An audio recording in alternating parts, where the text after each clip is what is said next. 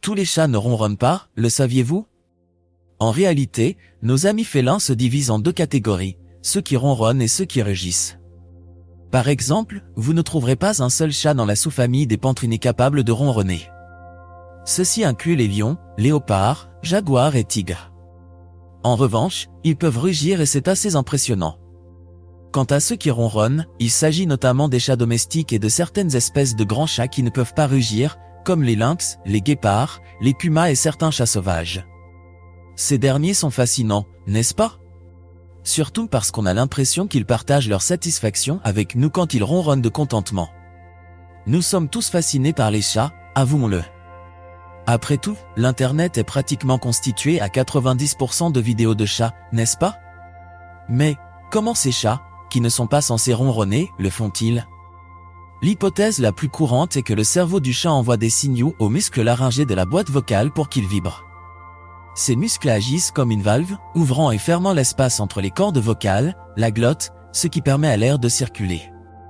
Une preuve solide que le ronronnement fonctionne ainsi est que les chats souffrant de paralysie laryngée sont incapables de ronronner. Le ronronnement est unique en ce sens qu'il se produit à la fois lors de l'inspiration et de l'expiration.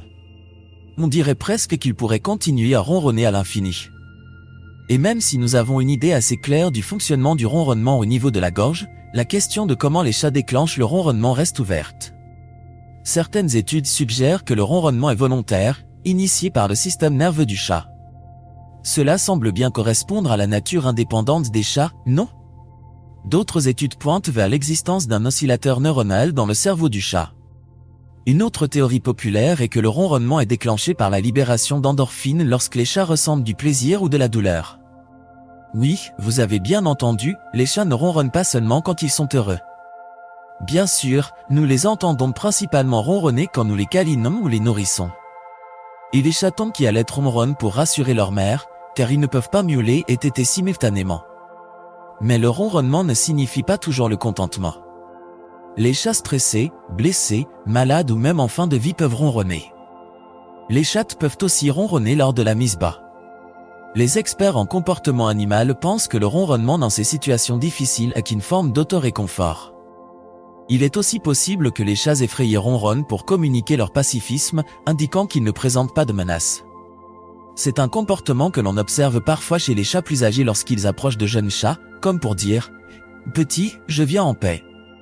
Alors, s'il te plaît, pas de griffes. » Il existe une autre théorie fascinante sur pourquoi les chats ronronnent. L'ouverture et la fermeture rapide de leurs cordes vocales produisent un son dont la fréquence oscille entre 25 et 150 Hz. Incroyablement, ces fréquences sonores pourraient favoriser la densité osseuse et agir comme un mécanisme naturel de guérison.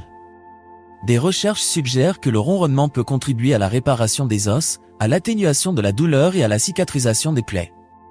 Cela alimente une légende vétérinaire selon laquelle si vous placez un chat désossé dans une pièce avec tous ses os, il pourrait littéralement se reconstituer. Maintenant, une question se pose.